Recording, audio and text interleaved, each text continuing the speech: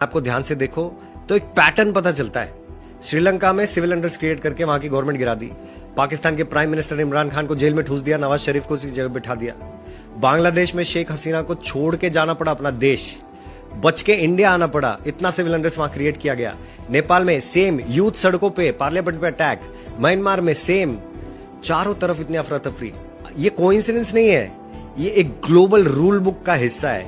एक rule book होती है जिसमें पहले सिविल अनरेस्ट क्रिएट करते हैं, डिवीजन करते हैं सरकार और सिविल के बीच में, सड़कों पे लेके आते हैं, वॉर क्रिएट करते हैं, सिविल वॉर क्रिएट करते हैं और फिर वहां की सरकार को हटाया जाता है। इराक के बारे में तो आप जानते ही हैं, वेपन्स ऑफ मास डिस्ट्रक्शन के नाम पर सद्दाम हुसैन को फांसी पे लटका दिया, इतना सिविल अनरेस्ट क्रिएट किया गया और अब अमेरिका वहां का सारा तेल एंजॉय कर रहा है। Same is the case happening in Venezuela right now. Maduro और उसकी वाइफ को उनके कंट्री में से उठा लिया और इंटरिम प्रेसिडेंट बोल के किसी और को, जुआन को वहां पे बिठा दिया। वहां का ऑयल, वहां का गोल्ड, उस पर कब्जा करने का उसका टैक्टिक है ये। किसी भी देश के गवर्नमेंट को गिराना है तो सिविल अनरेस्ट क्रिएट करो, ये उनका फॉर्मूला है, ये रूल बुक है। उस सेम रूल बुक को राहुल गांधी इंडिया में इंप्लीमेंट करने की कोशिश कर रहा है, backed up by George Soros. System bias हो चुका है, बोलता है डेमोक्रेसी खतरे में है, भारत जोड़ो यात्रा निकालो, जनगणना करो।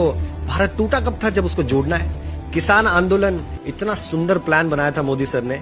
किसान डायरेक्टली अपना फसल इंडिया के किसी भी स्टेट में बेच सकता था और किसी भी ट्रेडर्स को कोई खतरा नहीं था। लेकिन मैनिपुलेट कैसे किया, ट्रेडर्स को और किसानों को खुद रोड पे ले आए। आप सोचो फिर भी भारत अपने कदमों पे कैसे खड़ा है। खड़ा ही नहीं, ग्रो कर रहा है। 7.8 GDP, 4th largest economy in the world. 200 साल की गुलामी के बावजूद, 70 साल का ब्रेन वॉश्ड एजुकेशन सिस्टम हमने लिया है, उसके बावजूद कैसे हम खड़े हैं?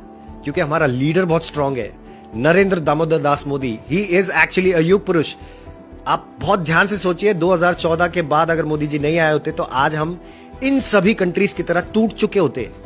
और सेकंड फैक्टर है हमारे खून में बसा हुआ भगवत गीता और महाभारत। हमको सही और गलत का ज्ञान है। हमको पता है कि बचपन से तो सुना ही है कि बाहर विदेशों में दिमाग नहीं होता, भारतीयों में बहुत दिमाग होता है। आज ये प्रूव हो रहा है कि भारतीयों में दिमाग क्यों है, क्योंकि इनके बहकावे में, इनके नैरेटिव्स में, उन रूल बुक के हिसाब से जो भी राहुल गांधी करने की कोशिश कर रहा है, हम उसके बहकावे में आ ही नहीं रहे। जितना भी प्रेशर हो, फॉरेन एनजीओज का, ग्लोबल लॉबीज का, मीडिया नैरेटिव्स का, अमेरिका ने ढेरों सैंक्शंस लगाने की कोशिश की, लेकिन हमको ऑयल लेना है, मतलब लेना है, हमारा फायदा हम देखेंगे। मोदी जी झुकने वाले हैं नहीं, इसीलिए इंडिया आज अपने कदमों पे खड़ा है और उन्होंने हम सब के मन में एक यूनिटी जागृत की है।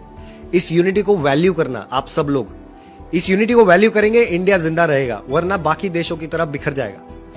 Thank you so much for watching this video again. I'll be back with such other information next time. Stay fit, stay healthy. जय हिंद, जय भारत।